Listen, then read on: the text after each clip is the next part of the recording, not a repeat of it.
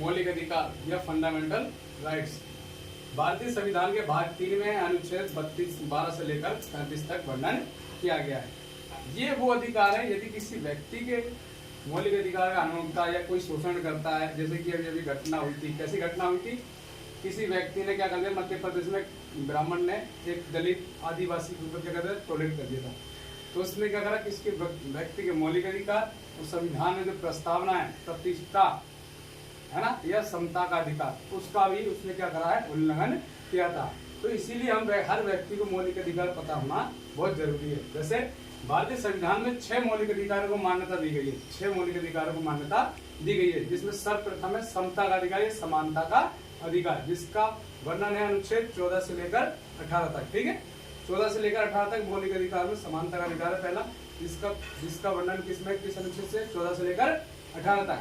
फिर है दूसरा स्वतंत्रता का अधिकार। स्वतंत्रता का अधिकार क्या है? अनुच्छेद 19 से लेकर 22 तक, 19 से लेकर 22 तक।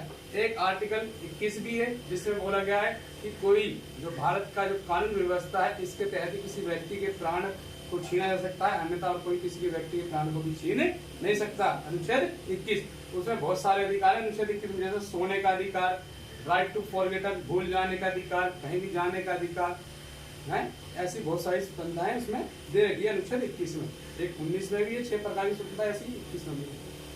शोषण के विरुद्ध अधिकार अनुच्छेद 23 से लेकर 24 तक बताया कि कोई व्यक्ति 23 में बता रखा है कि कोई भी व्यक्ति है उसको बेगार मतलब बिना मजदूरी के काम नहीं करा सकते, उसे मजदूर नहीं बना सकते, उसे घर का सर्वेंट नहीं बना सकते बिना इच्छा के अनुसार के, दास प्रथा का भी बंद कर दिया। अनुच्छेद 24 बोलता है कि जो 14 साल तक के बच्चे हैं उन्हें पहली बार तो 6 वर्ष से 14 वर्ष तक के बच्चों को शिक्षा लेने का अधिकार है, और वो कई कारखाने एवं खतरनाक कामों में काम नहीं करेंगे, जैसे कि फैक्ट्री में काम नहीं करेंगे, किसी औद्योगिक कंपनी में काम नहीं करेंगे, किसी दुकान में काम नहीं करेंगे।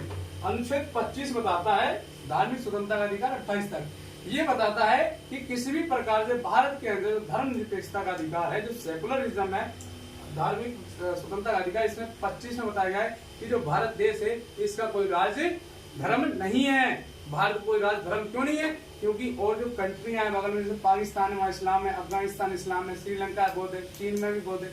हमारे भारत में कोई राज धर्म नहीं है, क्योंकि हमारे भारत के अंदर हिंदू भी, मुसलमान भी, सिख है, जैन है, पारसी है, बौद्ध है इत्यादि है, आदिवासी भी है, इनकी भी संस्कृतियां हैं, इसलिए हमारे देश का कोई राज धर्म नहीं है।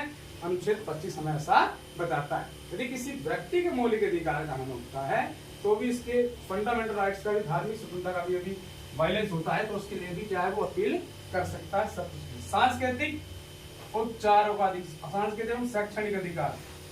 सांस्कृतिक मतलब क्या है कि SC ST अनुसूचित जाति, अनुसूचित जनजाति, बहुत सारे उनके अलग अलग संस्कृतियां हैं, तो उनकी संस्कृति को क्या करा जाएगा, सम्मान किया जाएगा। हर व्यक्ति को, और अल्पसंख्यक लोग हैं उनको संरक्षण दिया जाएगा बहुसंख्यकों से, ऐसा हमारा संविधान कहता है अनुच्छेद 29 से लेकर 30 तक में। फिर है शैक्षणिक अधिकार। शैक्षणिक अधिकार क्या है कि हर व्यक्ति पढ़ सकता है, चाहे कोई से भी धर्म का हो, चाहे कोई से भी मजहब का हो, चाहे लड़का हो चाहे लड़की हो, चाहे क्लास जेंडर हो, हर कोई अपना शिक्षा लेने का अधिकार रखता है। और सरकार क्या करेगी, शिक्षा संस्थानों को पैसा भी देगी। ठीक है। संवैधानिक उपचार का अधिकार। अनुच्छेद 32 को डॉक्टर बाबा साहब अम्बेडकर ने बोला है संविधान की आत्मा एवं हृदय। अनुच्छेद 32 बताता है कि किसी भी व्यक्ति को मौलिक अधिकार का हनन होता तो सीधे सुप्रीम कोर्ट में अपील कर सकता है। अनुच्छेद 32 के तहत यदि किसी व्यक्ति को मौलिक अधिकार का हनन होता तो, और अनुच्छेद 226 के तहत हाई कोर्ट में अपील कर सकता है यदि किसी व्यक्ति के मौलिक अधिकार का हनन हुआ हो तो।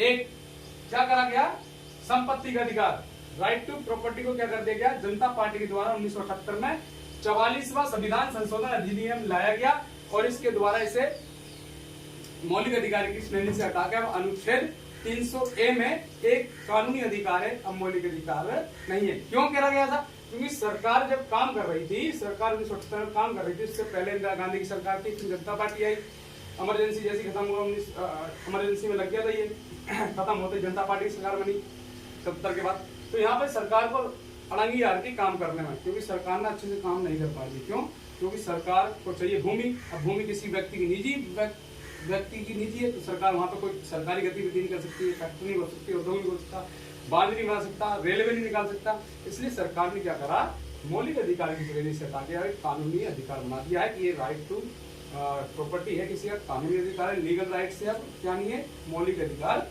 नहीं है। समझ आया आपको? आ गया? बढ़िया से है। Yes sir. ठीक है।